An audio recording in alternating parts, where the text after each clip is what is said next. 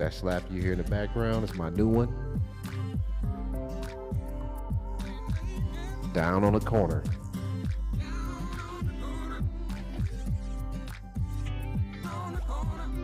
Get prepared for that. It's going to be on a music streaming platform soon.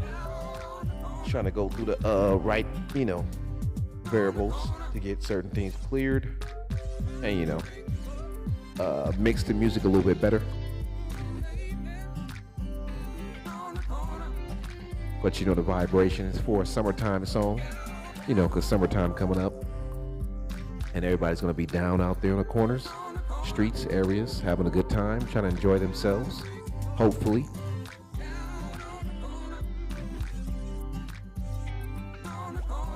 So yes, this is the Rose Room discussion.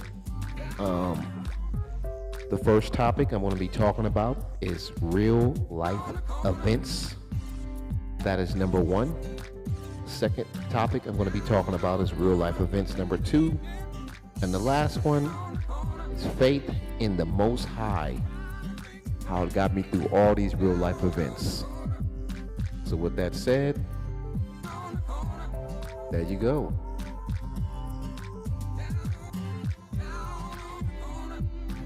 Song pretty slapping though. I don't really care what nobody else says.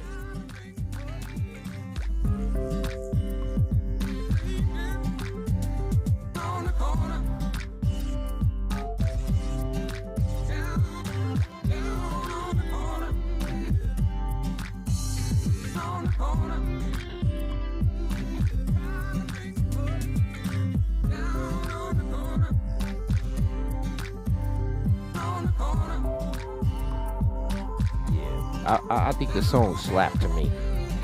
I just got to put a little bit more, a little more to it.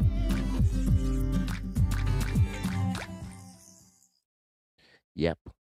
So get prepared for that. That's going to be on my single.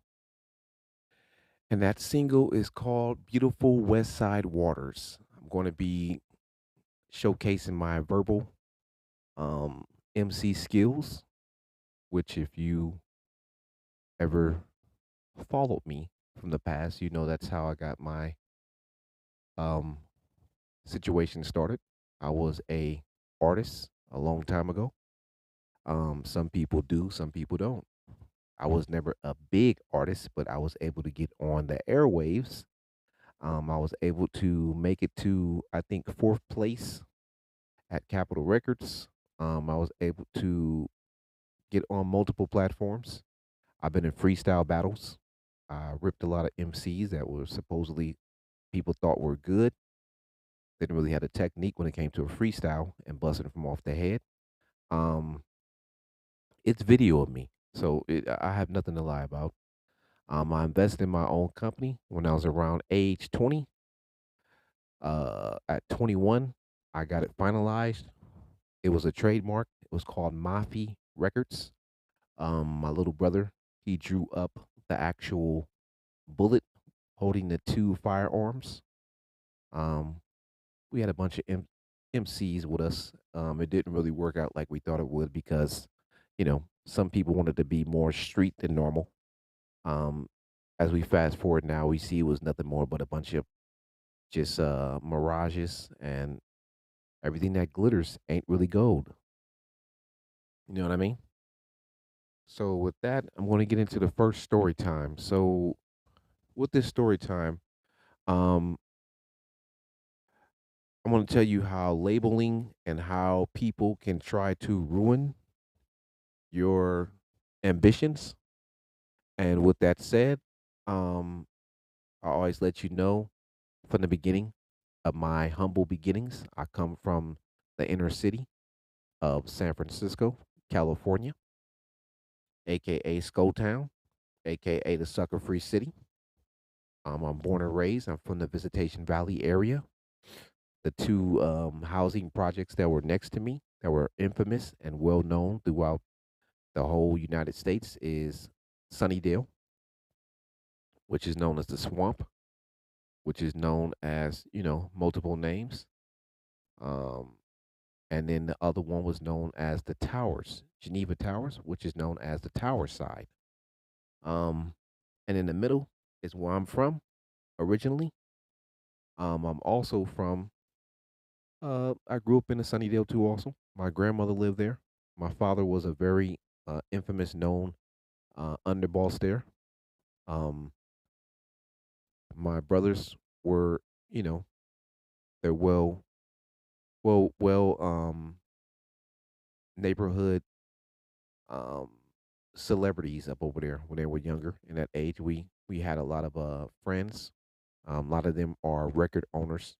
A lot of them have their own businesses now. Some of them are mechanics with their own businesses. A lot of them have their own real estate agencies. Some of them are millionaires. A lot of them are into a lot of diversing their ways of life now. A lot of us grown up and we're not no longer in the area. It's a lot of young individuals that growing up in that area now that are from a different era. Um, they're going through the situation that we going through. Most people are trying to go back and buy the community to change the variable of how we're pretty much put in a dysfunctional situation, and we're not given a proper chance to develop and grow in the right manner. Um, some of us have pursued other endeavors and took up to podcasting. I know a bunch of people have their own podcast show. Some people have their own music labels. Some people own their own stores. A lot of people where I grew up had their own shops, had their own companies. I grew up around a lot of people that were self-made bosses. That's why I believe in getting your own stuff, creating your own stuff, being your own man, coming out of your own pocket, just doing things by yourself. It may be rough at the beginning. You're not going to start off with millions and billions of dollars. You're not going to start off with everybody liking you. You're not going to start off with all the things that you need. You're going to start off with basically you putting your best foot forward and pretty much doing what you got to do, sacrificing your own income to achieve these things in a proper manner, for which you're not causing anybody else any discomfort, any dysfunction, or, you know, try to destroy their life in the process.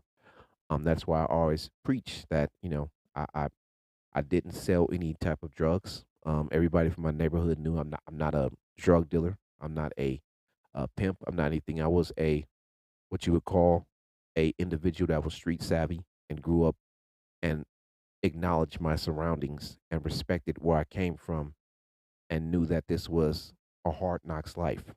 And this is how I had to figure out a proper way through guidance, spiritual guidance, and proper thought process, and just my faith to keep me in a balance and on a righteous path, so that way I won't you know fall to the wayside.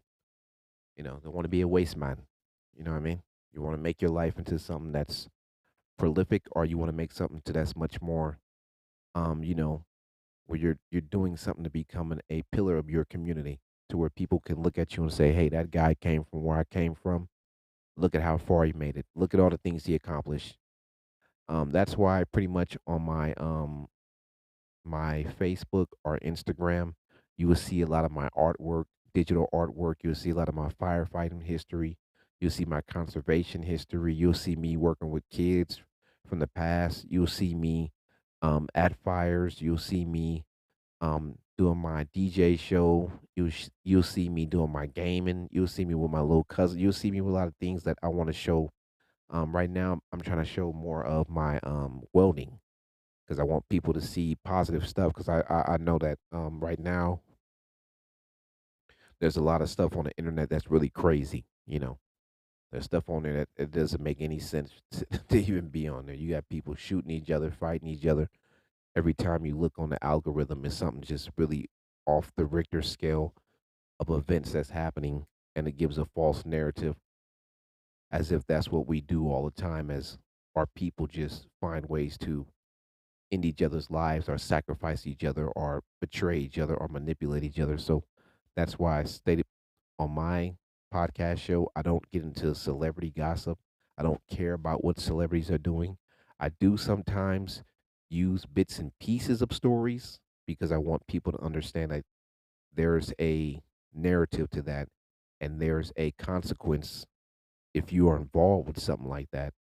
But I don't do celebrity gossip. I don't talk about it. That's why I'm not like a popular podcast, you know, um, show, because most people, they're into the celebrity uh ding dong jump off, and they want to talk about the celebrities and who got shot and who's this and who's that and who does the kung fu karate kick. And I don't care about those things. Those things are not important to me, because most of the people I'm talking to are the ones that's living in a impoverished community, that's going through some real actual events, that's having to deal with problems of hunger, of not having clothing, um, of being in a position to where they don't have beds, um, not having proper plumbing, things of this nature that are real detrimental to your survival, not having food, relatives shining them away, people misleading them and lying to them, people taking advantage of underage kids, misleading them and trying to push them down the wrong path, young girls being sexually assaulted, young boys being manipulated into sexual advances by adults who are grooming them. These are things that goes on in my community that people don't really talk about, and people having to deal with a lot of mental stress, a lot of people with diseases, a lot of discrimination. These are things that we're going through at this point in time. I feel is much more important than worrying about a celebrity who has $60 million in the bank. What does that benefit me of talking about this person? That person's not going to change my life. They're not going to make a better example of doing something righteous in life. That's just gossip. That's pretty much something that is, to me, a weak vibration. I don't really too much dwell on that. I give stories. Sometimes I give stories. I don't want to put people's names in it, but I do give you the hints. But I do also believe in the Most High, so I do believe in telling the 100% realness of the truth about it. When I come on this podcast show, I don't lie about no events. Anything I'm telling you is 100% for real. I don't ever play around. Everybody know I don't get down like that. I'll tell you 100%. I don't have the best car. I'm not a baller. I stack my paper out like any other individual would. You know, I don't floss anymore, because I grew up to understand now what attention it brings. And even when now at this time I don't have lots of tons like I used to, I can see still people have the mental, um, unspiritual, how can I say this, unguidance. Well, they're not guided in a proper manner of spirituality, and don't know how to pretty much deal with their circumstances. So they're too busy trying to figure out a way to cause problems with people. And like I said, even not having a lot right now, I can see how much jealousy people have. And if I did floss and do the same things I used to do, it would just bring more attention and more problematic situations to me. And I don't really need that at this day and age in my time. That's too stupid for me now. That's like a low level energy. I don't need to show off to anybody anymore. I have grown and matured to understand that that's a waste of just energy. There's nothing I'm going to get out of it to show off to you that I can pull out $3,000 and go get a new car and lease it and come with a chain and make some videos. It's nothing I would get out of that that's satisfying to me, showing you anything that is productive.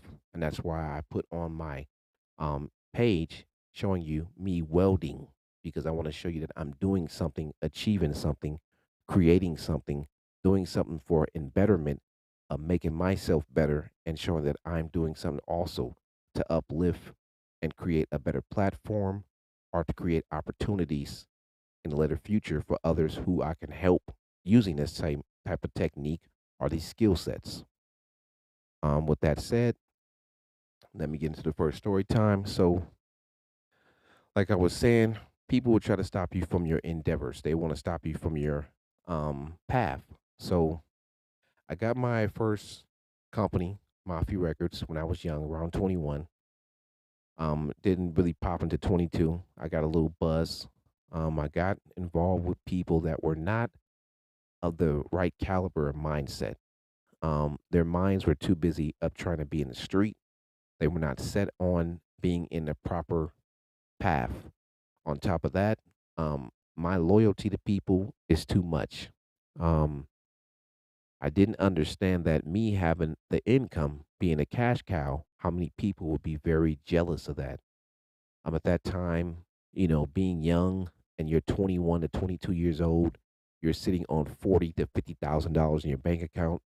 Um, I'm young, wild. There's a lot of clubbing, alcohol, um, just a lot of stuff going on. Females, I'm having them come by the house. I'm going to parties with people. I'm engaging in sexual acts with females. It's just a lot of stuff going on. So to make a long story and that portion short, um, the Most High ended up teaching me a lesson because I had the faith. One of my bloodline, I'm just going to say bloodline, I'm not going to say anything else, bloodline was so jealous of me. This person was working with law enforcement and was trying to set me up. So I would come all the way from San Diego after my fire season. So fire season usually lasts for like 7 months. I did firefighting for 10 years. Before that, I did conservation. Before that, I did I would say more like just retail jobs. I did a lot of retail jobs when I was younger, and I went to school, and I also went to continuation school. So I would go from continuation school to my job to college, or either I would go to continuation school to college to my job. Just depends on my schedule. I was always hustling, and then when I had time after that, I would be out in the streets with the homies. You know what I mean? Like they would be on the block doing what they're doing, curb serving, or either they would be out there parlaying or politicking amongst each other. And I just wanted to keep myself on good good vibrations or good terms with them because the hood is very it's uh it's a political platform. You know what I mean? You have to always be present for people to acknowledge you. Um and it was always something a pressure of trying to fill in those type of little gestures and trying to fill out those little I would say appearances. You have to be there, like because you always want to be up on what's next, what's happening, who's this, who's going on, who got the money, who's popping, who's not, whose name is moving, who's a new hood president, who's on the turf is more, you know, making the movements and whose name, who should you go hang with, who should you go acknowledge and salute. And, it's just get the mathematics around where you at every day. That's what we call the basic mathematics of where we're from. You want to know knowledge of who you are, what you're doing, what's going on around you, how to connect with your people, what their knowledge is, what their perspectives is, and the OGs always give you the information on what to do and how to establish and build. And you want to always politic with each other on that because they come from a lot of strict ruling and understanding. Um, so, long story short, my bloodline was working with law enforcement. Now, at this point in time, I didn't know my person from my bloodline, and it was a few of them doing this because they had lost their positions in life. They didn't follow the righteous path with their lives. They made some very messed up decisions. So what they did, what they tried to steer me into a path to make me look like I was kingpinning or something. When really all my money was coming from a legit source. I was not involved with anything. I was firefighting. I would make probably like $30,000 to $40,000 or $50,000 in a good couple of months because it depends on how the season goes. If I get 1,000 hours or less, or whatever the situation may be. Um, I was making good pay. Wasn't I was single, meeting a lot of young ladies, having little flings. Um, but at that time, I was into the marijuana. I believed in the marijuana was a natural herb. I believed in it being something good for you. I believed in all these type of things. I made excuses like everybody else did. Some little bad decisions, not a lot, but some. It led me into getting a lot of pullovers. I didn't understand about people following you. I didn't understand about people can get your phone number and they can use it to track where you were at. So this person, my bloodline, I would go visit this person. This person would pretty much give intel and detail on where I live, what I got, because they were scared of the people around them beating them up, dogging them out, disrespecting them. So what they did was they target me, and the people that they were pretty much connected with were nothing more but police informants from my old neighborhood who was really not from my neighborhood. So let me break it down like this. My neighborhood consists of people that grew up there. Later on around the 90s, I would say late 90s or closer to 2000s, it was people that were kicked out of their neighborhoods that tried to come to my neighborhood. And what they did, they made a lot of beef and problems amongst people in my neighborhood. And some of my bloodline chose the wrong sides based upon the popularity of these people who I never had no type of accord with. I didn't want to have accord with because I had people from all over, um, in tune, and they had told me that these people was no good. They was selfish, con artists, type of person that would steal from their mother. They brought a lot of these aspects into the community, and what it did, it caused a lot of chaos because before it had like a type of order there. People wouldn't do certain things, but when these people came onto the scene, they brought a whole different perspective of thought, and it changed a lot of people's way of thinking. And then it became like a domino effect where everybody was just dogging everybody, robbing people next to them, their own mothers, cousins, setting up their brothers, people getting shot, people getting. It became a very sickening type of place. It was not a place of togetherness no more. It wasn't a place of seeing people succeed because before, when I grew up, everybody was succeeding, and that was the jump off to see somebody pull up in a nice Rose or see somebody pull up in a nice IROC or see somebody pull up in a nice Stang or with the rims and the beat, and it was like a succeeding thing. It was like that was the goal to see everybody have that type of mindset. But as we started to venture towards the future, it became more like you gotta eat, you gotta eat, you gotta do what you gotta do. So whoever you gotta hit a lick on, whether it's a person that's good in the hood, and most people that were good people that didn't sell drugs, that didn't get involved with any type of violence, but then they lived in those areas and was really nice, humble people that didn't have the type of mindset, they were taken advantage of very bad. They were dogged, robbed, uh, murdered, um, anything you can think about because they were like victimized. And that's why it became a complex place after that, that a lot of people had to deal with a new type of mindset. And this brought a lot of defensiveness towards the people where I'm from. So living in the brick homes was like the wealthy part between my neighborhood. Like I said, I believe I lived in between the Tower Side and Sunnydale, and I lived in a home, a four-bedroom home with a backyard. Very nice, very good family upbringing. My uncle was a millionaire.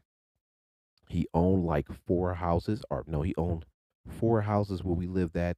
He owned another house where he lived at in Pacifica.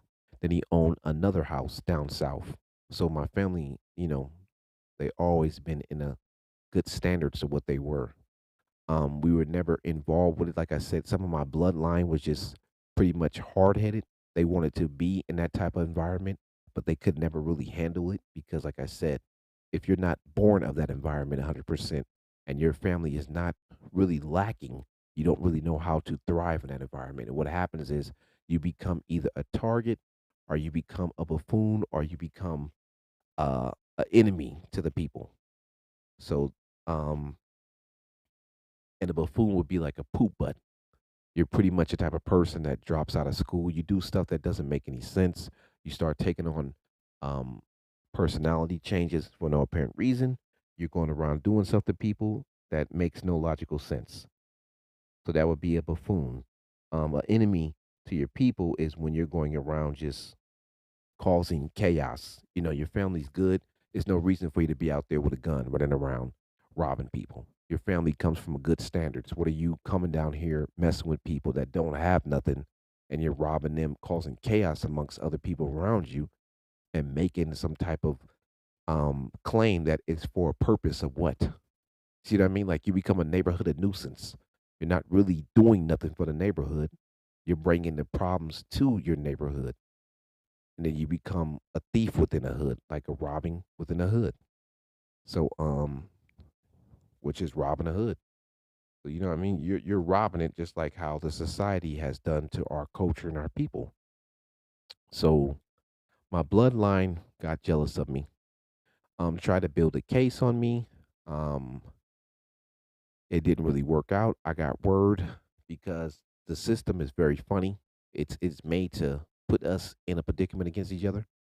And since I had the ball in my court and I was able to shoot from any angle, they wanted me to jump on these people and start a whole new war. You see what I mean?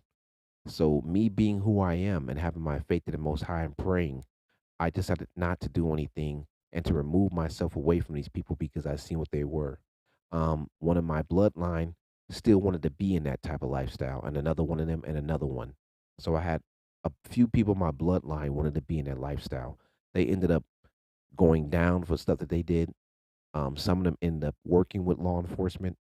Some of them end up uh, telling on people.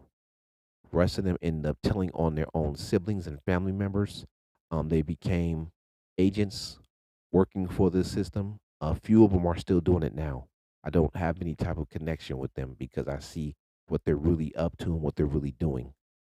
I think it's a coward act. I believe if you and yourself have got yourself as a grown adult into something, you need to be a grown adult and figure yourself up out of it or find a solution or either tap out because it's not for you.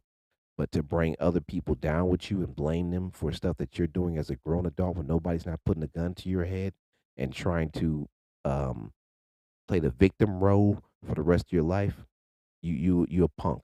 I don't have no type of sympathy for you anymore. I need to leave you alone because you're just gonna waste my time and you're gonna bring me into a position to where now I'm not gonna have anything based upon you and your personal feelings. Um, so this person was pretty much following me through my phone. I kept wondering why I was getting pulled over, who was calling the police on me. Um, and this person was doing it for a while, and they were connected with another bloodline person on my bloodline doing the same thing. So they were all doing it, a bunch of them. And at this time, you can understand there was a lot of black males and females that were getting sacrificed. Um, and when I say sacrifice, is that they were getting set up by their own bloodlines, and they were getting taken off of this plane, and then the people would come and do the old oh the kumbaya dance to me because it's like a coon saying bye to Yah, bye Yah, bye, acting like they have some type of feelings and emotion for this person when they were really jealous of this person, and then they come with these little marches and protests and blaming law enforcement, but you don't really know who really was behind the whole situation. And one thing I wanted to tell a lot of people is that when you're looking at a lot of these young black children and these people that are defenseless, and somehow law enforcement just gets called on them out of nowhere, start really thinking about it. Because we have air tags, we have things where people are putting trackers on people's cars, we have things of this nature where people are working as police informants, we have people where that were putting wires on, people that were doing all these type of things a long time ago, tapping people's phone. We have people calling people with a connection device that which I've seen law enforcement use. They had a guy inside of an apartment complex where he was a informant. He had murdered some people, but instead of him wanting to go to jail for the stuff that he did, he ended up calling a very large drug dealer but they had this thing like a device that would like a charge type of thing. It looked like a charger, but it had like another little small. It would hook to the portion of your phone that charges your phone, but it goes to another small little device. And what it would do is everything you're saying is being transmitted back to a actual digital computer. It's taken down where you're calling from. It's taken down your name, your address. It pulled up everything on this dude. It gave down to the detail of his vocal tone, everything. It put down the information he was saying when the dude was asking him for the drugs, everything. And they ended up taking this dude down, and it was on a show a while back. I think it was about Chicago. They were showing how these dudes would do these type of crimes. They would move to another state, um, off of being an informant, saying that they would fear their life and being in their witness protection program, and then they would move to the other state after they then got $40,000 or $50,000 from this program for telling on these people, and then move back again after they get caught and repeat these same things. I remember it was one guy, he had damn near been arrested in every state. And every time law enforcement was trying to put his ass in prison, they would call and say, "Oh no, no, he's a well-known informant. We need him." They didn't need this dude. This dude was just a piece of crap chaos. Later on, the law enforcement dude ended up getting arrested. The operation ended up getting disbanded.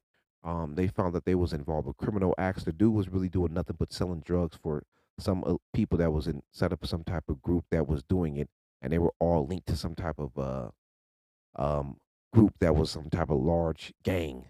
And I'm not going to get into that, but you already know who they were. Okay, so yeah, my bloodline tried to set me up with a bunch of other people, and a bunch of my bloodlines were involved with this.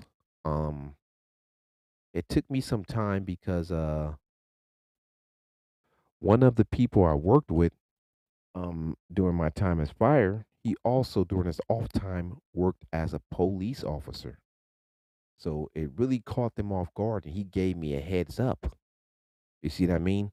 I didn't know nothing about somebody trying to track down where you work at and calling your job and giving up details and asking if they can work with the government and that you're selling drugs. And I didn't know people would do stuff like this. And like the funny thing about it is some of my bloodline, they're involved with those type of criminal acts.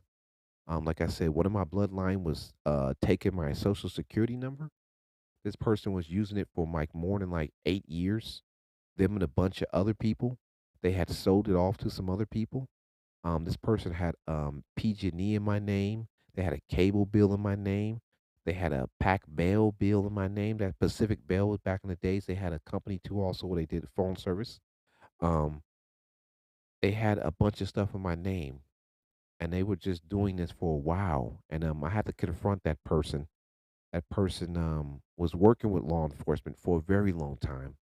I didn't know this because the person had done some illegal activity. The person had done something with a child that was underage and gave a child a STD. They also had done some other stuff, a lot of fraud, a lot of criminal acts, and their bloodline was involved with some stuff. Um, and they were all involved with criminal acts. Me at that time having a lot of money, I was just trying to do stuff for people I felt were in my bloodline, and I thought it was only righteous to help somebody out. But later on, it ended up being a stab in the back. They backstabbed me and tried to ruin my career. Um, I was kicked off my fire crew for about a whole year. They told me I need to take some time off. They said that they told me they would probably or probably not hire me back due to the incident of me trying to help somebody. I didn't know that people were that jealous to set you up. Good thing I met a man that was a millionaire. I started doing work for him through the grace once again of the Most High, the faith. Brought me upon this man, and this man helped me to get back on my feet and also clear my name. Um, Once again, some of my bloodline was upset about that because they thought they had ruined me. You know what I mean? Knock me down permanently to where they were at, where I was not going to get any money. I couldn't do my endeavors. I couldn't, go forth with my things that the Most High put me here to achieve. Around that time, I met a young lady. Um, we had consensual sex. Uh, a young girl was born, and that story goes on. Um, Around that time, I didn't have employment. My cousin had an incident. Um, he passed away around that time. It was really a lot of traumatic stress going on with me. Um, I didn't have any work, but working for this man, I was praying a lot to the Most High. Going to churches, doing a lot of stuff I could do to figure out a way. Um, a blessing came through. I had ran out of I was down to I think I had got 25,000. I was paying my bills, car note. I had like three cars, so I had a high 300 and something dollar insurance policy. I had to pay my rent, food expenses. I couldn't get any unemployment, nothing of that nature. But what happened was, since I had worked for the fire department, forestry, um, the people had felt bad for me. So they said, you know what? We want to give you this one time extension. They said, we don't do this usually at all. And they had gave me extension, and they had gave me an extra 15,000. Um, and this was very rare because they said they only do this with people that's in dire emergencies, things of this nature. But they said, since you know, had done that, and at this time I had been on the news. Um, I didn't know that this lady had recognized me from the news.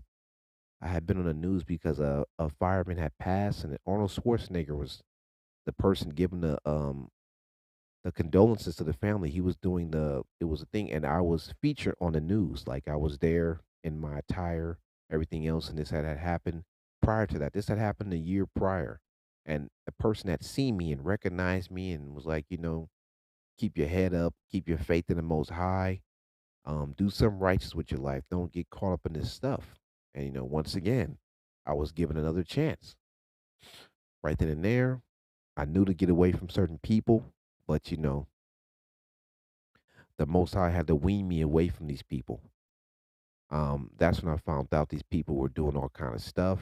Um, the place I lived at was 961 South Sunshine Ave. It was in El Cajon, California. Um, the place prior to that, I didn't know before I moved in. There was a bunch of people that were selling drugs out of that place. They had raided it and kicked everybody out. But what happened was they still had the connections of stuff in there. And some of those people that were there were really into a lot of criminal activity. I would be gone for months, because I was doing fire, so I wasn't at home. What happened was one of my neighbors had connected my phone line to their phone line, to which they were using my phone line to actually make calls, but it looked like as if it was me making the calls. So I had to go through a whole thing with SDG&E, like it was San Diego Gas and Electric, to amend that and get the right people to pay for their bill, because they had handled that, and they had had me connected to these people phone line, because these people had did some. I had to call out one of these dudes to the apartment complex, and he said, "Oh wow," he said, "I remember these places, man." He said, "Yeah, these places used to be a big drug place." He said, "Yeah, they busted a bunch of dudes like 4 years ago. They had a SWAT team out here." He said, "Yeah, they had a lot of criminals was living here." He said, they had busted them for selling a lot of cocaine and drugs." And he said, "Yeah, I wouldn't live here if I was you. I would move out." He said, "Because a lot of these people that are still here, they're still involved with that type of stuff." And he said, and I told him what I did for a profession. He was like, "Yeah, man, gave me some insight, because I was not from that area. I'm from the Bay Area. I'm not from San Diego. I lived there for a long period of time, but I lived there mainly When I first came there, I came there firefighting through a program, and I got into the program through the California Conservation Corps. And then after that, I moved off from the California Conservation Corps working with the CDF. Then from CDF, I worked with the Forest Service. So I never really had a chance to live in the city area. I was living in barracks and training and going to academies. I didn't really correspond with nothing that was going on in the city until I got to the city and seen how wild it was. Um, Through that, I figured it out. Like I said, at that time, I was also going through that. It was a lot of racial disposition because, like I said, being the only black male on an all fire crew that's full of people that are Caucasian, Hispanics, and I'm the only male that is Afro Indigenous, I dealt with a lot of racial disposition from people. Um, Me myself, I've never been racist. Most of all my friends were Hispanics or people that were of South American descent that lived in um, San Diego, California. Um, I didn't have any type of issue or nothing like that. Um, it was just that it was another awakening when I had to deal with another type of racism because I never dealt with racism from people that look close to me. You know what I mean? Like dealing with people that are close to being your dark of skin, but also having racial disposition against you and using another language to talk about you was something different. Already knew about people that were Caucasian, but out there, it's another type of racism. They're much more blunt and upfront with it. Living in Northern California, this is another type of racism. It's more manipulative racism. I would say like they will use people that's like you and they will allow them to come into their group, but they will only pick and choose certain ones and give them all the attributes of money and funds, but they would use them to attack their own here. Living in Southern California, they don't F around. They don't want you in their group. If you're not of their group, they don't even want you in there because they don't want your color to be coming with their color. So it's a lot of um like there are a lot of prison rules out there. There don't it's people that's mixed out there, but like I said, there's still a very large group of racial tension out that way. And they stand on business when it comes to letting you know that hey, I don't want you over here. Here in Northern California, it's a manipulative way. Like it's more of a using way. They'll let one person that looks like them be a part of you, but that person has an income from their family, but they also have a status and they pick and choose what people that look like me to help out and also to give information and to use them as a way to target their own kind. So it's two different styles of racial tension here in California. Um, and I had to learn that. So living in Southern California, like I said, was a whole different aspect of ordeal. I didn't know that it was like that. Um, like I said, my bloodline was already telling on me. I had a bunch of them trying to see my downfall.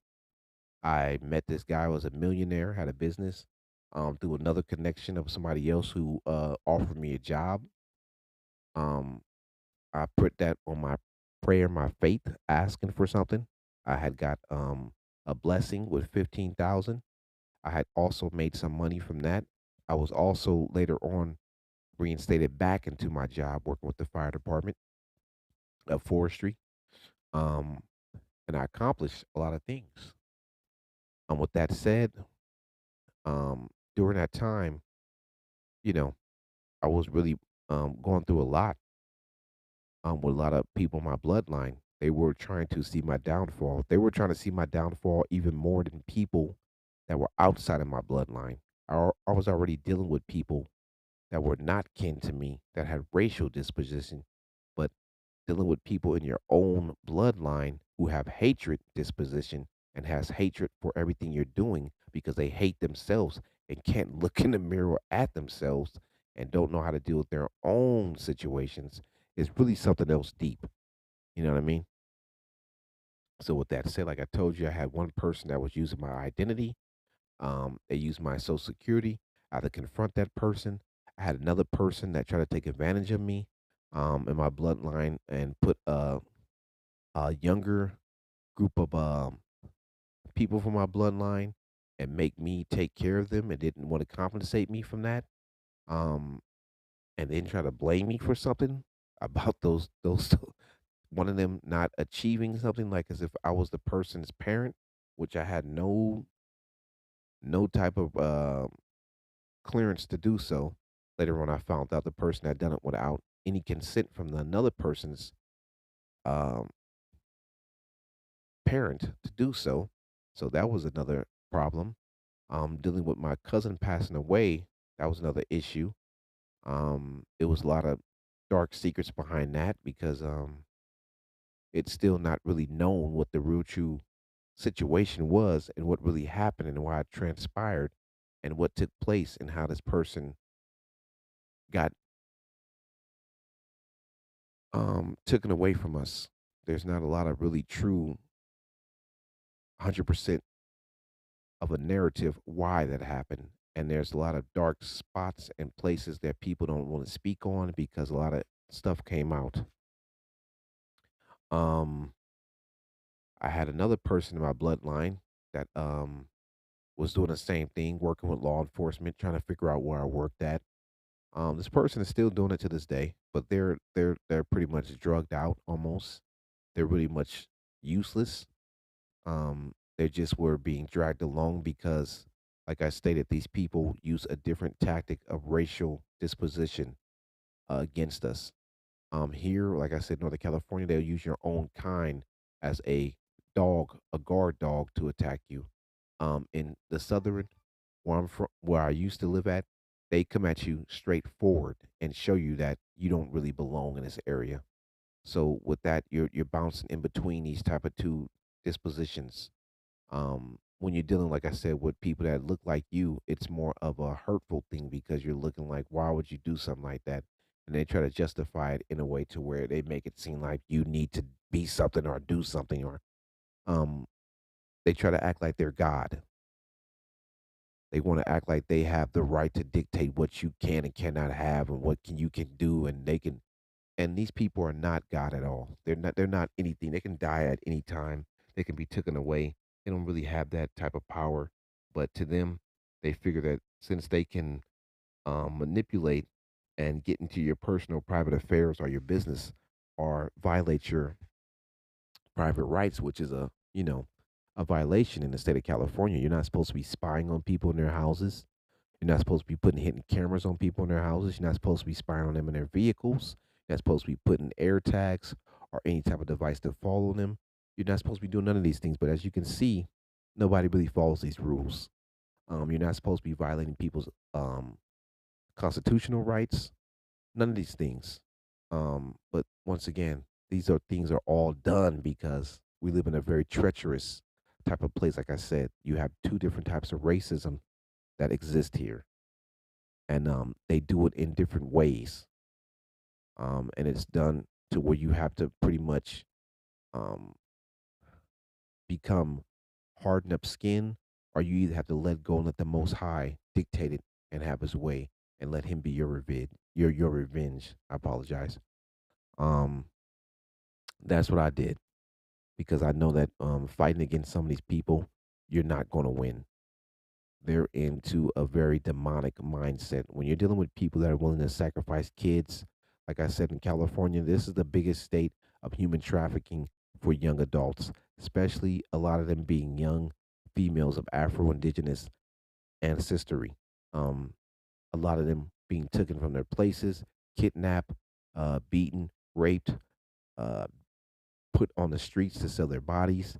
A lot of young girls being manipulated, being put on drugs, forced to sell drugs, put in a position to where the parents are not around, taken advantage of, human traffic.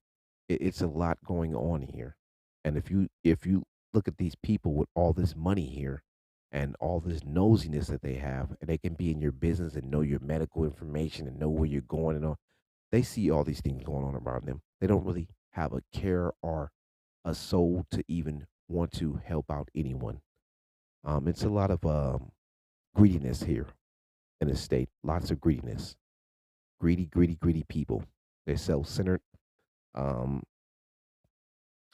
they don't really too much care about you unless you have a popularity status clause around you. If you're popular, then they see you as something that they will help out.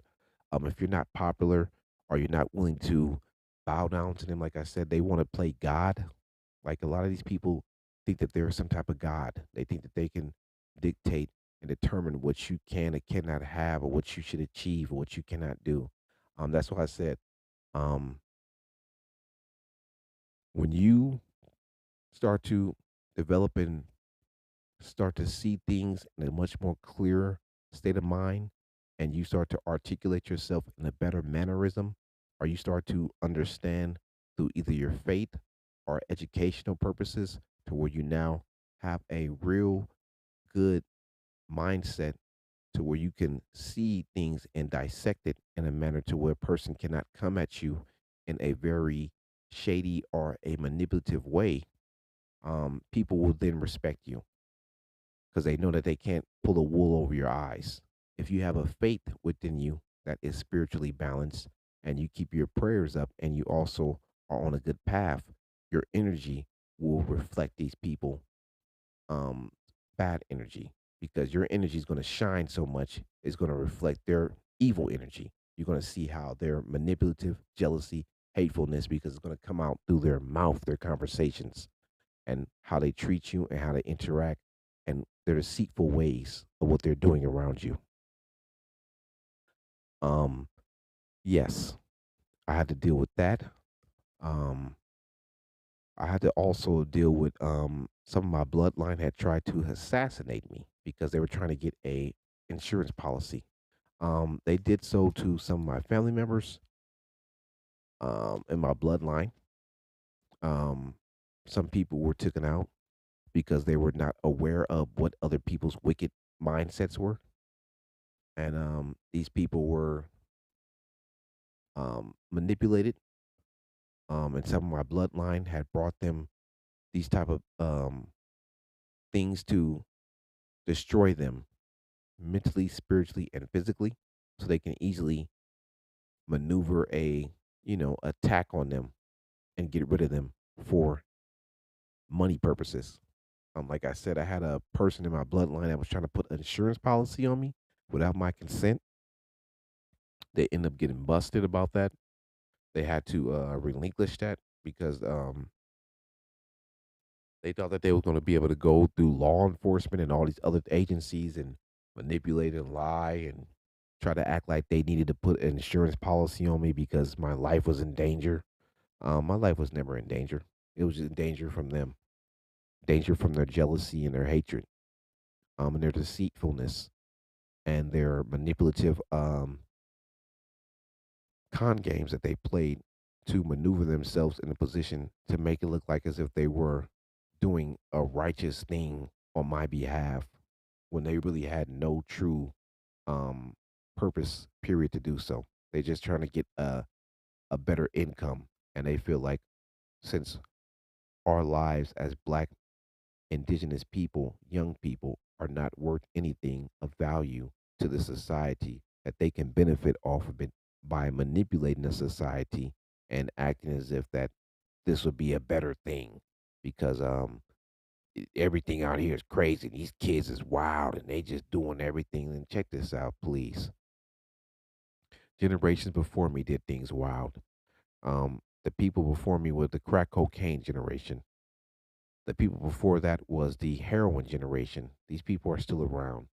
Don't give me that. Don't give me those some things like where you're trying to act like and dictate your God to dictate what a person can do or who should be alive, or what their true punishment should be. Nobody hasn't punished you. We don't know what you have done in your past and what type of things you have caused to create chaos amongst others and cause them harm and hurt. So you have to really be aware. And like I said, in that time, this person tried to get me set up by getting an insurance policy on me. So what the person was doing was calling law enforcement, and they were telling them that I had a gun. They were telling them that I had drugs. Multiple times I had guns pulled out on me. Through my faith and prayer, I'm still here because the Most High had a purpose for me. Um, and you know, this person also had tried to get me set up in a neighborhood to where I was almost shot by a person coming to visit somebody. Because when you're doing good and you have a job, I had a job doing firefighting. I had 3 cars. You know, I have a female. You know, everything's going good for me. I'm back in business. I'm doing my art of music. I'm doing everything I'm supposed to do. I'm achieving as a young male.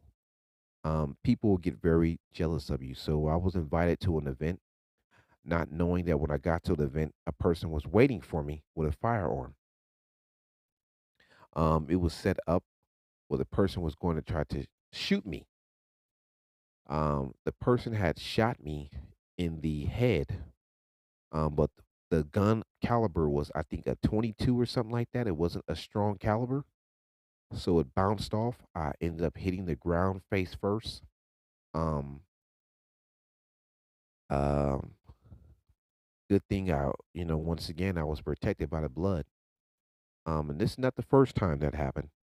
This is like I think that happened probably. I almost was shot probably one, two, three, four. I would say 4 times. Um, and 2 times was towards the head. The one time it hit. But like I said, it was a 22 caliber. I had a thick skull, so I think it went off my skull. It bruised my skull, but when I really hit the ground, it scraped my I scraped my head, so it didn't really flesh. But the person who did it, something ended up happening to them. So, like I said, karma is something else, and the Most High, like I said, I let Him be my um my vengeance. I didn't take vengeance. I didn't go get a firearm and go look for this person. I didn't go and, you know, get frantic and call law enforcement and my fear of my life and I'm gonna die. I just went to prayer because that's what I know. I know the Most High is stronger than anything, the Creator of life. I give all the faith to and the glory to my Savior, the Messiah, and to the King of heaven and earth. You know what I mean? I let this be my true will and my shield and my armor and my sword to take revenge on those who tried to harm me. So, like I said, the person had paid somebody to try to kill me because I guess they had called law enforcement and they were trying to get them to do it so that way they can get themselves on the news and, get the protests and get some money and, you know, do all the fake stuff. Oh, Lordy, oh, Lordy, oh, my Lord. Do all the song and dance to put themselves in a position of some type of political power or something, or just to get some 15 minutes of fame and get a cash out. But it didn't work. Like I said, the Most High had different plans. So, that person later on, me and that person, we don't get along anymore. Like I said, in my bloodline. I found out that multiple people in my bloodline was involved with it because, like I said, they had made the wrong mistakes in their lives. They didn't want to take responsibility for the things that they did. They wanted to blame somebody else, as usual. And like I said, living here in Northern California, most of the people that look like me, they're used like guard dogs to attack each other. Um, but like I said, it's not like living in Southern California because they're used more like on a group of racialness, but they're also divided amongst each other to fight against each other. But they're also being attacked from multiple different sides by other groups. But it's done in a face up mode, like they're done face to face. They're letting you know that they don't like you, but you're also fighting amongst each other, so you don't really have a strong backing to go against them in a full manner. But you do have a strong backing with the people that you're with. But like I said, in different places, we're attacked on different ways and different angles and different styles and different formats. We don't really understand it, but I'm letting you know from a real life event how they did me and how I pretty much maneuvered it through my faith in the Most High and the Messiah. So they tried to shoot me. Um, One time the bullet went past my ear. It didn't make it. The second time, like I said, I came to the neighborhood. That was my mistake. Like I said, I'm doing good. I had no business being there. My bank account is on full. I have three cars. I don't. There's no reason for me to be up over there like that. I shouldn't have been nowhere in that area. It was Christmas time, so I thought I was coming there to see people in my bloodline, and people be happy. And here I am. I'm shot in the head on the floor. Bullet grazed me. I didn't go to the hospital. I ended up just getting some peroxide and alcohol, putting it on my head, and then putting them. The paramedic just asked me if I'm okay. They put a bandage on my head, and that was it. And I just rocked off and left. People were looking at me like I was crazy, but I just had to know that this was something, a lesson to let me know I should not be in those type of areas. It's not for me anymore. Um, I matured and grew out of it. I never was involved in it, but like I stated, when a certain group of people moved over to my neighborhood, they brought an element of destruction with them, and it caused chaos. And through that, it was a lot of people just being attacked that had nothing to do with anything that was bad. They were just being at the wrong place at the wrong time and not really being focused on anything proper in a proper manner of doing something constructive with your time. It was much more you're around people that are just destructive and they're going to destroy you if you're not really taking keen to it. And at that time, I was not really aware these people had so much hatred for me. And I thought these people were my friends and my bloodline. Um, from that point, um, the person still had it out for me. So I'm gonna go into my first break, play another slapper. I'm gonna come back with another real life event, and I'm gonna let you know how that went. But before I do that, let's get into another knock that I made. Something to slap.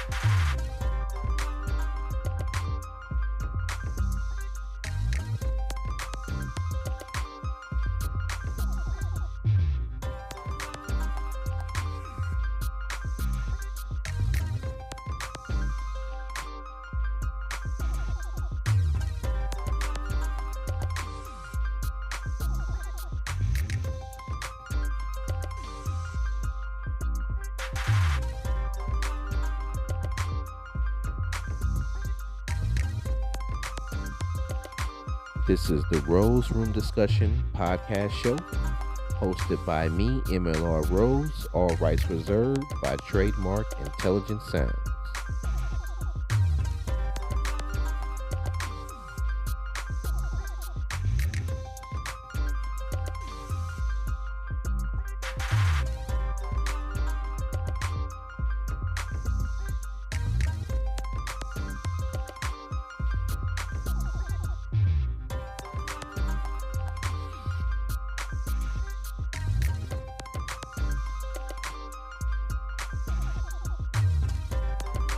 All right, all right, all right, all right.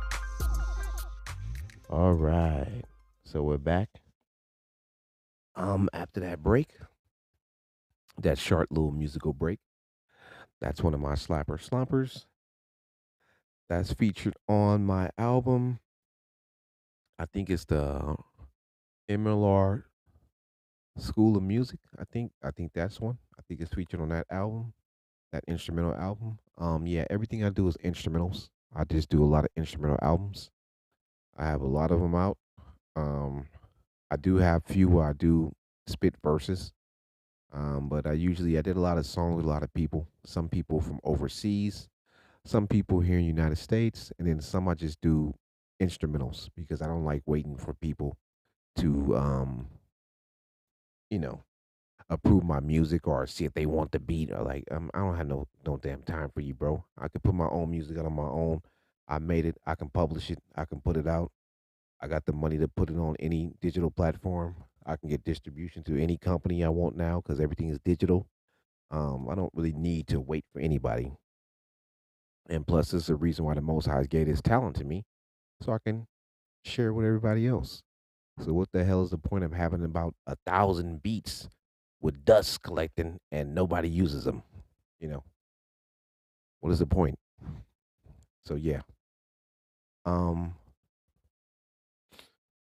I pretty much had to go through that. I was telling you on a real life event, part one. So the second part was, um, I tried to get cool back with some of my bloodline again, once again, because my faith, what I believe in always forgiving people. You know what I mean? Um, because the Most High forgive me for the stuff that I did. You know what I mean? I'm having promiscuous sex with females. I'm meeting on the first date. I'm meeting on the first night. Um, we're in hotels meeting females. We're going to apartments, and you know, sexual activity breaks out. Um, just stuff happening. It was like a lot of stuff going on. I wasn't in my right mind, but this was a young age with having a lot of money, with drinking, driving vehicles really fast, doing stuff that was pretty much in a young adult's type of characteristic that didn't really think properly. And as I matured, all that cut out, you know. Even while, I had a dream of being an artist, I said, if I don't make it by age 28, I'm stopping. There's no point to keep playing with myself and being 39 years old and still trying to make a rap album, and I don't even have a damn company or a record deal, and I'm just looking crazy as a grown ass man sitting here at age 50 just rapping bars and with no job and no income. You have to be realistic with yourself. You may have a talent, but you still got to also figure out a way to get some income in your life. And you may have to take some type of changes or sacrifices sometimes. It's not a bad thing. It also will build you character because you could be helping other people out and you could be inspiring other people to see that they can go different ways and they can find different type of outlets to make themselves into their own boss. Sometimes you got to learn from a boss to become a boss. Sometimes you have to work for a boss to understand how to be a boss. And, it happens in life. You have to, humble yourself. You're not going to have everything at the same time. And sometimes you're not going to be popular forever. People are not all going to like you for the rest of your life. You can't be a Snoop, you know what I mean? Like a Snoop Dogg or something like that. You're not going to be a popular person for the rest of your life. Everybody doesn't get these type of things in society. Some people have a blessing to where they're that person, they're that guy or that girl or that individual. They have it. They have that type of shine, and it's hard to take it away from certain people because that's their blessing. Just like some people are good at working out, they can work out for their whole damn life and be 60 years old and be swole and cut up. Some people work out for their whole life and never get swole and cut up because it's not meant for you. You're not. That's not your calling. You're not here for that reason. You can still get in shape. Don't get me wrong, but I'm just saying we all have different gifts. And what you have to do is figure out what your gift is, utilize it in the best manner, and use it to your best advantage, and figure out a way to inspire others or to just do something righteous with it so it can become something that you can grow on and teach others. Um, yeah. With the second event, I tried to break bread with these people again. That was in my bloodline. Um, when this had happened, During that time, I was working. I had had a back injury. Um, I didn't know. At this time, I was going to receive some money. So the person was once again jealous of me because, I had injured myself working for this company. At this time, they had me lifting like 1,000 pounds a day. So you got to think about this. I started at 8 a.m. I didn't get off until either 12 or 1 o'clock at night. And on top of that, I was on call. On call means that people can call you at all hours and you had to go out and help them. The job and the company to me was very strange. They later on changed their policies because that was known as it was against California state laws. Like I said, all these laws that are here, people do not really follow them. They don't really go by the laws. And you can see if a company is operating for 30 some years and they didn't follow the laws, let's let you see what type of legislation and what type of government we really have and what's going on. Um, it's not really governed the proper manner of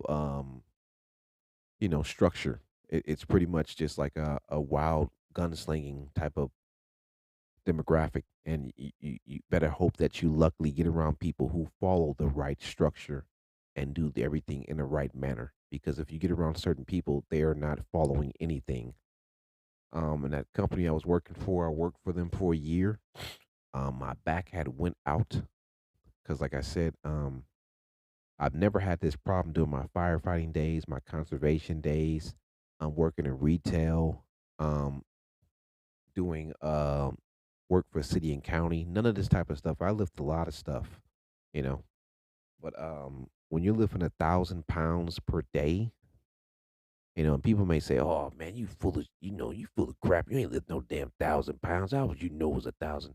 Because they gave us the weight of the things that we lifted. The weight, like there were large canisters. Let's put it like that, and you will have probably like one, two, three of these canisters. And these canisters were up to already by themselves 200 something pounds.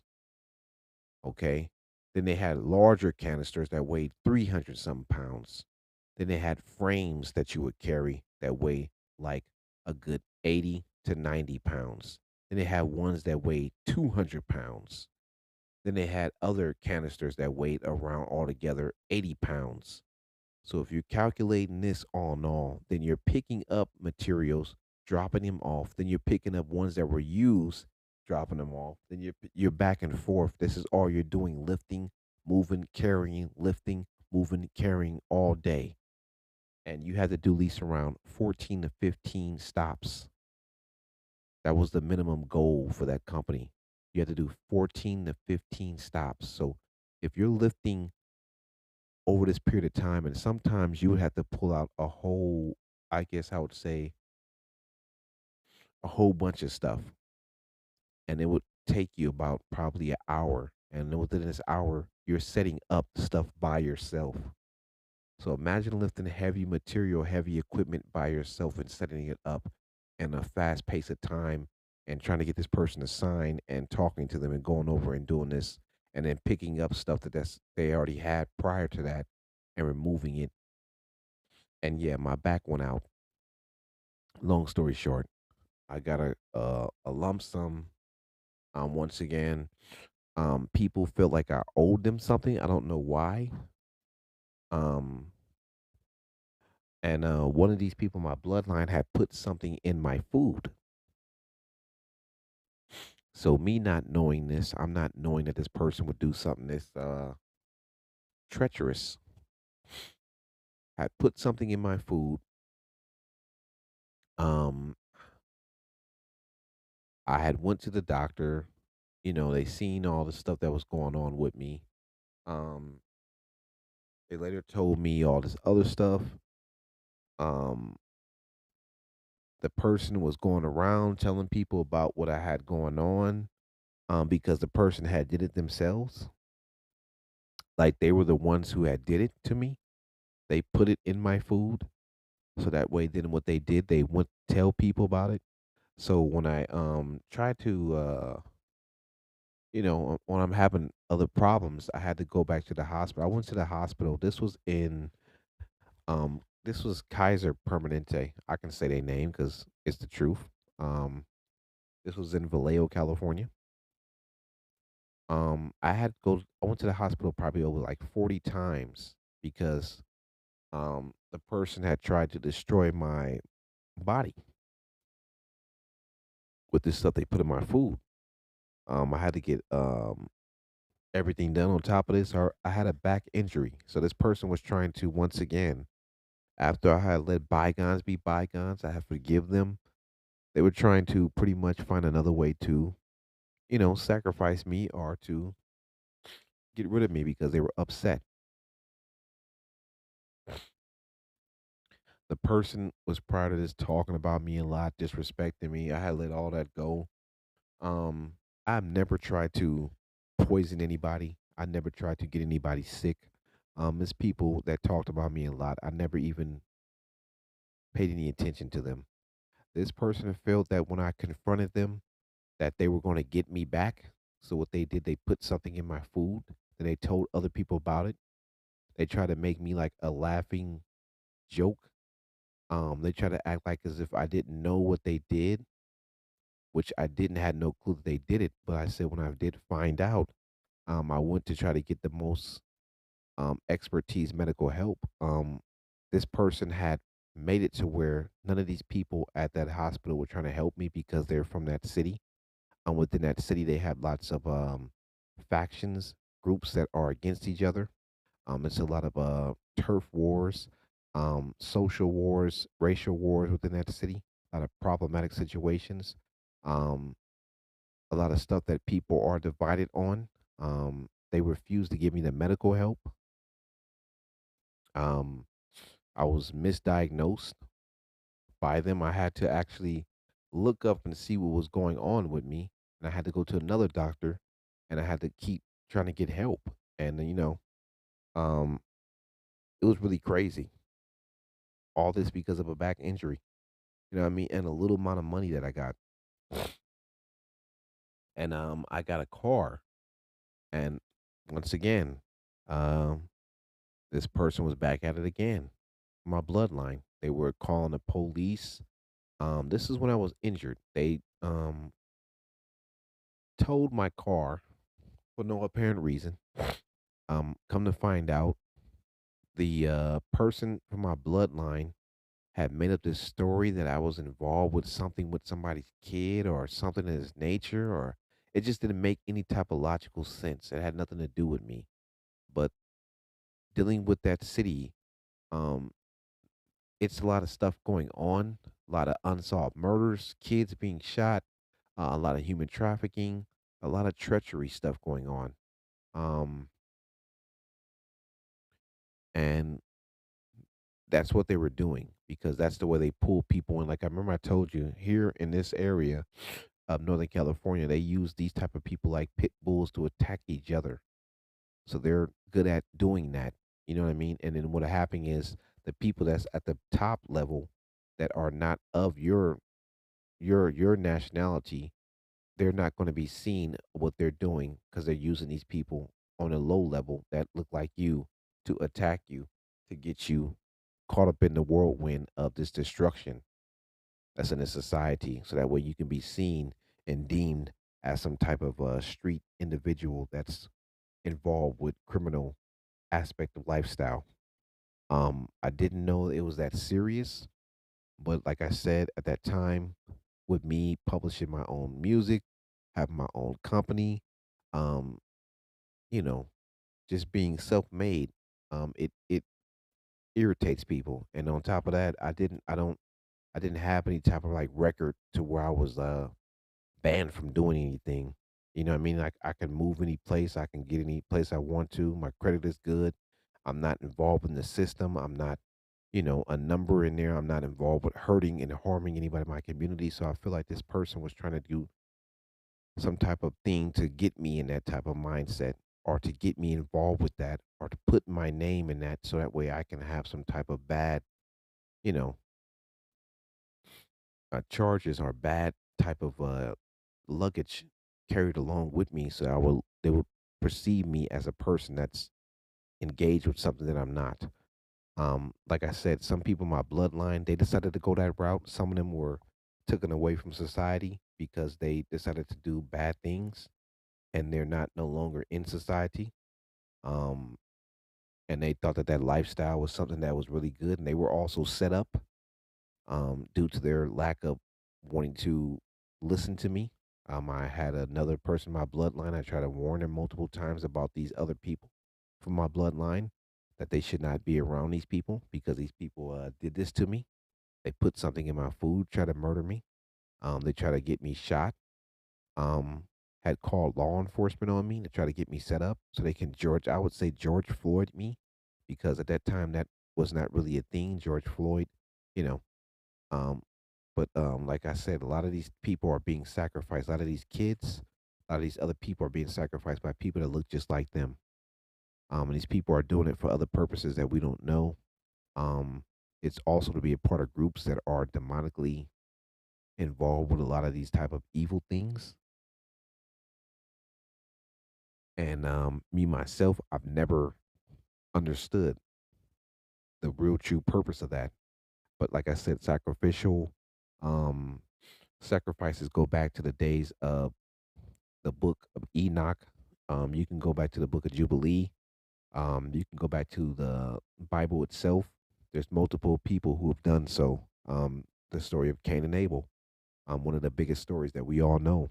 The person who sacrificed his own brother out of hatred, destruction, and it can go on and on. I can tell you so many different stories out of the Bible or in society what we know. Look at the Mendez. I'm not going to say, you already know who I'm talking about. The two siblings taking out their own family members. Like I said, I don't want to do a lot of celebrity gossip, but sacrificing people is really something that has been done throughout times. If you look at the old Maya and Inca tribes, you can go to Africa to the headhunters tribes. Um, you can go to different tribes without skipping a beat and seeing that this was done. The Mongolians, um, a lot of people done this. The Vikings, a lot of sacrificial activity has gone on throughout history. As you look at some people say that the other company that people deem to be another sacrificial type of I would say ordeal would be the one with the people placing in a category of the most heinous is when women are pretty much aborting their children and the main company that's behind it because they say that they were only targeting the majority of Afro Indigenous women. And later on, they were finding out that they were keeping those babies and they were using them for um, proteins and skin cream. And, I never knew this type of stuff. And they were saying that this was going on behind closed doors. And don't take my word for it. Remember, I said this show is based on entertainment purposes. The views discussed on this show are from a theoretical or a knowledgeable experience standpoint. So everything I'm telling you can be found on the World Wide Web. Do your research, look it up. Nothing on here is a lie that I'm telling you. It's pretty much the truth. Um, yeah. Um, Sacrificial seances and ceremonies have been done a lot. People have deemed themselves to be some type of demigods and things of this nature and think that they have some type of power. I have not seen that one human being that has outlived life yet that think there was any of these type of things. Even one of the richest men that passed away, I think it was last 2023. I think that was the ROC family. I'm not gonna get into the names, but you already know what I'm talking about, fella. So even that man passed away.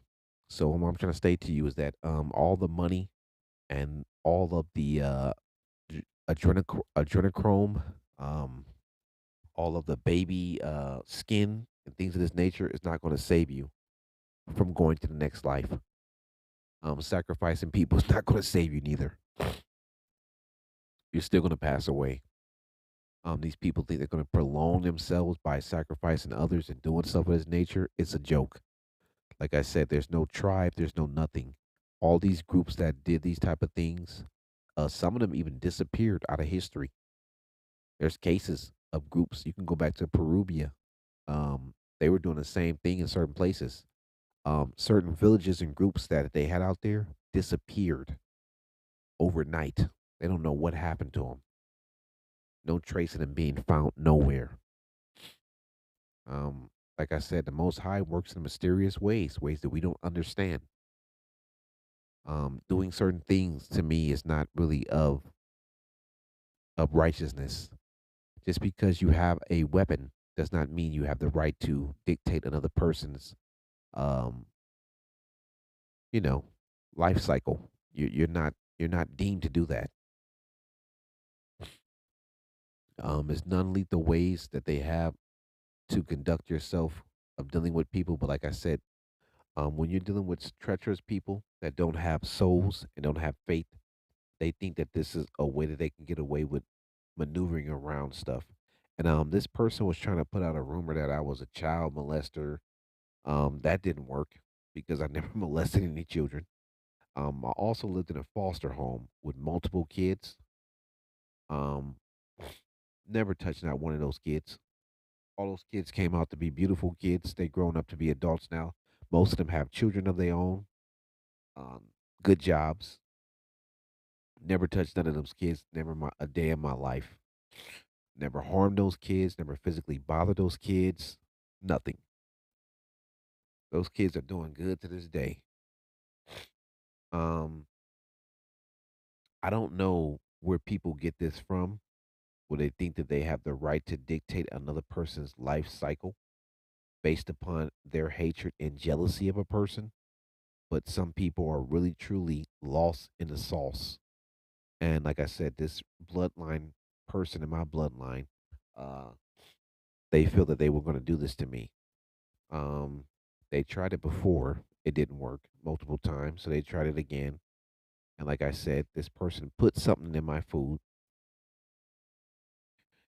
trying to tell people. So what they did, they told people about what they put in my food, and they try to make it like I was uh unknowledgeable about what I got going on, and then they try to use that as a way to get stuff off of my name. So like I said, they try to use my name as if like I'm unaware of what they did to me, but when I found out, I spoke up on it.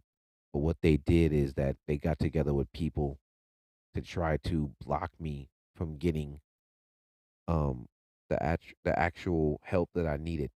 I had to go then and diagnose myself and go to other physicians and petition to get the righteous, you know, of diagnose from a true physician because I can't, you know, by law diagnose myself. I'm not a actual PhD doctor. I don't have that type of degree of knowledge. But like I said, these people did this, and like I said, they were trying to interfere with my court case. They were trying to do everything possible. They were begging law enforcement to once again try to George Floyd me. So it just let me see that this is really a deep process of going through a lot of different trials and tribulations in life. And the reason why I'm on this Rose Room podcast telling you about this is because I want you to understand that if you're going through certain things, you're not the only one out there. There's a lot of people going through a lot of stuff. It may look like they're not, but looks are very deceiving. Like I said, people in my own bloodline try to off me with other people And then, like I said, me having a light amount of popularity, being a producer, being an entrepreneur, owning my own trademark, making my own money. It made a lot of these people jealous because, like I said, they've been sitting around for 30 of years, 40 of years. Some of them on government funding, and they never thought about going to school. They never thought about doing anything with their lives. They're just so jealous and messed up in their own souls that they want to destroy everything and everybody around them. And that's all they see is destruction. And like I said, that's why on my platforms, I try to do everything I can positive to show people that there is a way out of the situation. And you don't have to get your hands fully dirty to dealing with people that are in the mud. The best thing to do when you're dealing with them is go grab the water hose, spray their ass in front of everybody, and then wipe them off, clean them off. And if they want to get back in the mud, then let everybody see how stupid they are. Don't engage and jump in the mud with them and start wrestling and getting dirty with them. You know what I mean?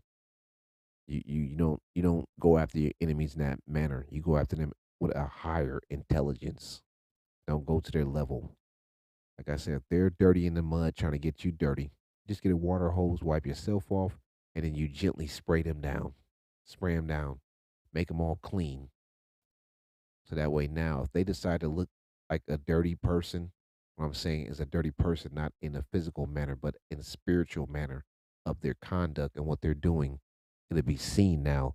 That's what they like to play at in the dirt of destruction. They don't care. You just don't want to engage yourself with it. But yeah, these people try to off me. They put something in my food, try to get me sick. Um, and like I said, to this day, I have cut ties with these people, but they're still um, very jealous and angry because, like I said, they decided to do drugs with their lives, sell drugs with their lives, be involved with the street life, try to be affiliated with stuff that has nothing to do with anything that's good, put themselves involved with harming other people, um, weak minded type of individuals with low vibrations. I don't see anything good about anybody else, but only see to destroy other people based upon their thought process of what life should be. But yet and still, these people themselves have their own life and haven't achieved nothing on their own. Nobody's holding them back. Some of them don't even have children. So I don't, you know what I mean? Like if a person can come from a third world country to me that don't speak no type of language here and are able to get them two jobs, a house, a business, and make a dream come true, I don't understand why a person that can speak the language can go to school and do all these other things and have all this access to the World Wide Web and every connection thus far can't do anything but blame everybody around them for their circumstances and vent it out and want to be God over other people and cause destruction and feel like that's where they're going to be left at and that's what life should be based upon their understanding of their small pea brain thought process of life and don't want to see the beauty of it and don't want to see how much life offers. Get away from those people. Stay away from them. It's a waste of time being around people like that because you'll never ever have a good life. You constantly be in turmoil of fighting against someone that's fighting against themselves. Um, right now, like I said, I have still learned to forgive them people, but once again, I have learned and matured to not conduct myself around those people anymore. So you know what I mean? Like the three strike program. I gave them one strike. I gave them two strikes. Third strike is not happening. I just learned not to conduct myself around these people anymore. I'm not going to engage with them. I'm going to love them from a distance, show peace to them from a distance, but I'm not going to get involved with them anymore in that nature. So, this is the Rose Room Discussion podcast show. All rights reserved by Trademark Intelligent Sounds. I'm going to get into my second break. I want to come back with my last and final resolve topic, and that is faith in the Most High and how I use that to get me through all this turmoil. I'm gonna leave you with another slapper. Let you rock with that, and yeah, that's what I do.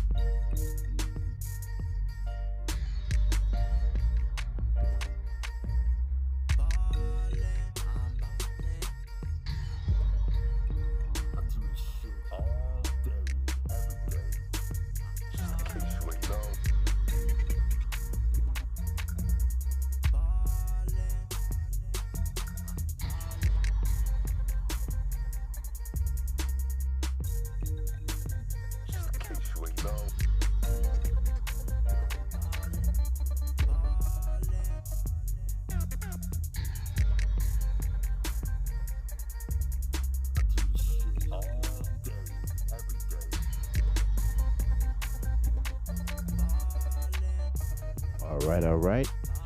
MLRose with the Rose Room Discussion. I am back for my last and final topic.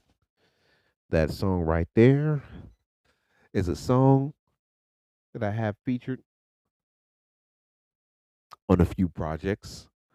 It's not actually out on any digital platforms. It's just something that I did. And I have a bunch of remixes of that song too, also. But yeah, my last and final topic was that I told you about my two real life experiences. I told you about all the stuff that I had to go through. It's not everything I had to go through. I can't tell you my whole beginning to end, but I want to just give you some inspiration of how no matter what people do to you and what they say and how they try to determine where you need to be in life based upon their thought process, don't let that hold you back because the creator of all existence has a purpose for you to be here. Whatever that purpose is, he's going to allow you to fulfill that no matter what these people do to you. Your legs can get blown off. They use you in a manner that he wants to use you in as long as you keep your faith. Remember the story of Holy Job. Remember, Job had tons of stuff. He had, I think he had like four houses, very big houses. He was the most liked person throughout the whole city. He had a friendship with everybody. That's very rare. This man, they said, knew everybody, was friends with everybody. Everybody liked him. Um, but what happened was he was so liked and had such a good life, had children. He had multiple children. He multiplied so much with his children. They had children. He had cattle. He had everything was going so good for this man for so many years. Until, like I said, they said the devil wanted him because he had his faith. He always gave the Most High the glory. He, you know, did everything. He sacrificed every end of the year. He did it every month. He gave the lamb, his best lamb. You know, he ate amongst the people in his city. He did everything the Most High wanted him to do. But being the fact that he was such a good person, it made him a target for a demonic attack by the devil. And the devil came to the Most High and told him, "Hey, With Holy Job, he said, one of your best servants, he said, I bet you I can make this man turn against you and dislike you if you allow me to do whatever I want to do to him for a certain amount of time. I bet you he'll turn against you. And the Most High said, no, he won't. And once again, the story begun with Job going through all the trials and tribulations.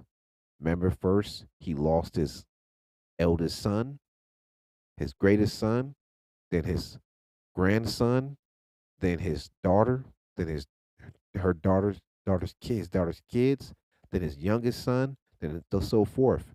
Lost that, was weeping. All of a sudden, he lost his first house, his cattle at that house, all his sheep. He lost his second house, cattle, all of his sheep. Lost his third house, cattle, all of his sheep. Now, all of a sudden, people in the neighborhood in the city, they didn't really recognize him. You know what I mean? They felt like some type of way, like he wasn't all that.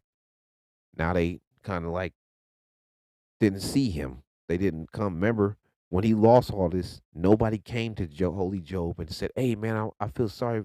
Are you okay, man? Your kids." They left Job with nothing. He got to the point to where he had his last house. He had lost all his kids, all his cattle, all his sheep. Nobody in the city respected him. Nobody wanted to mess with him.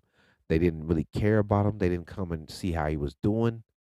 Remember, this is the same man who went around the city showing love to everybody, supporting everybody. Just it's just like if I'm a person that'll play everybody music, you know what I mean? I'm playing all their music, giving them all the love, them making sure they getting they kids eating, they eating real good. Um, Me myself, they're not playing my music, they're not helping me out, but I'm helping everybody out. I'm going around making sure people got jobs, food, doing everything. But the day I lose everything, nobody comes to check on me. The day I get sick and diagnosed with cancer, nobody comes to see how I'm doing. The day all my children get killed and murdered, nobody comes to see them and help them.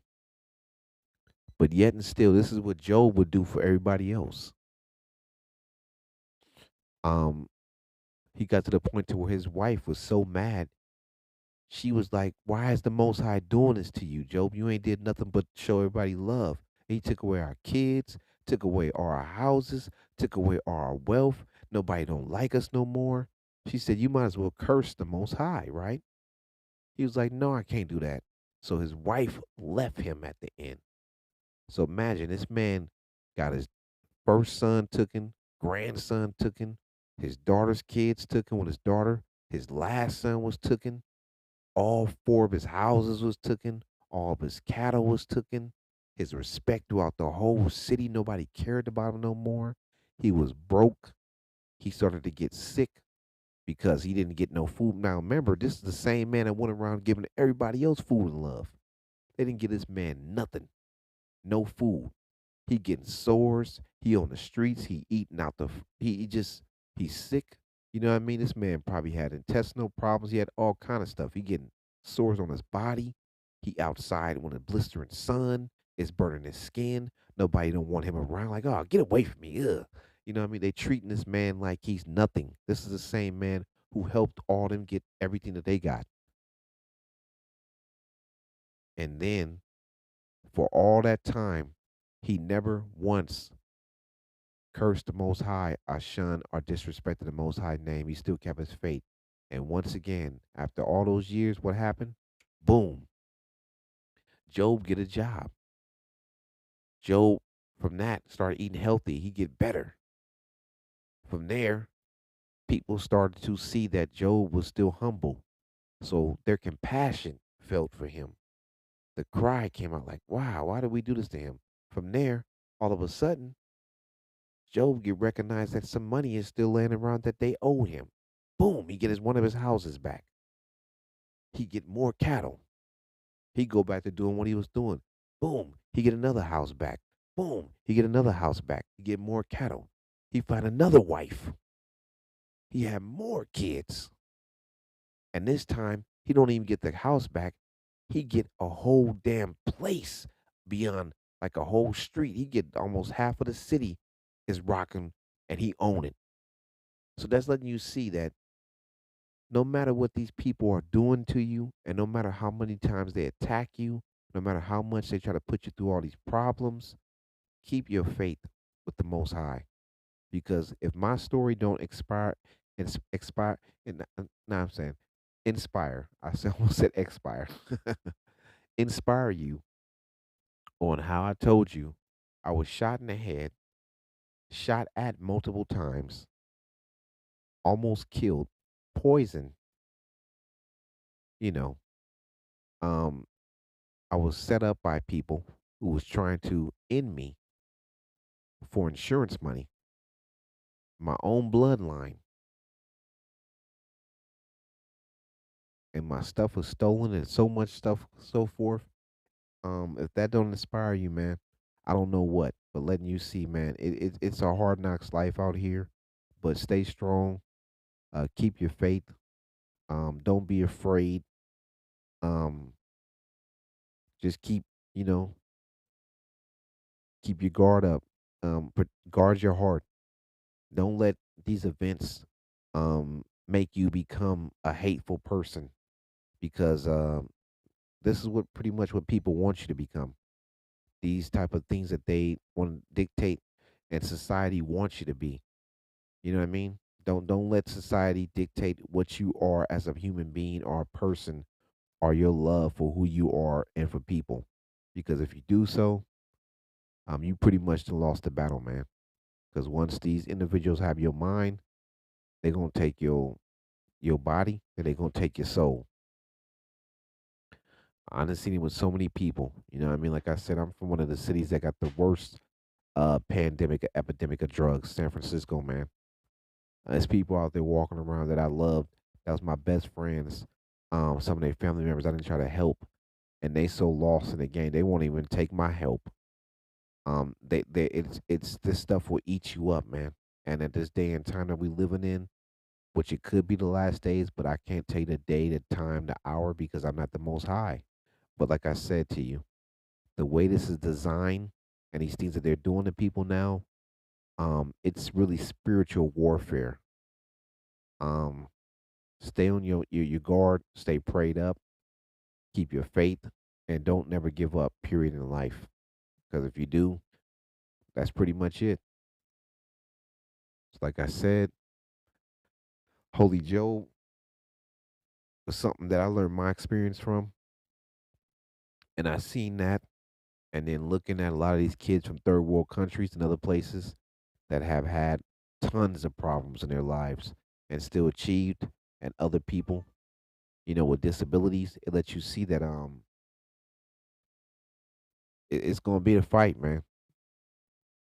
This whole point of being in life is a fight. Remember when you were sperm coming through your the get to the embryo of your mother's egg, it was a fight between your siblings or those that were of you to get to where you had to go, and out of all those millions of other ones you made it. So that was a fight to get there. So it's gonna be a fight all the way through. I didn't mean to say it like that, but you already know what I mean. I don't want nobody to think about no damn sperm running up no damn, what I mean. But yeah. But yeah, man, it's a fight. It's never a dull moment in life. We all got to go through something. With that, I appreciate you. This is the Rose Room discussion with MLRose.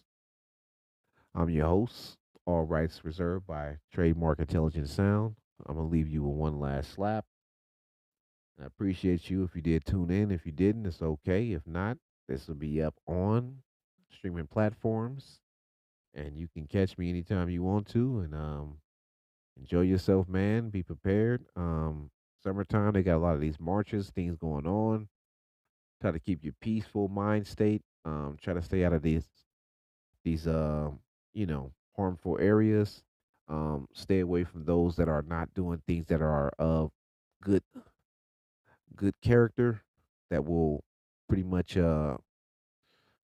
will assassinate your character if you get involved with them. And steady yourself and stay humble and stay focused and stay busy with something positive in your life.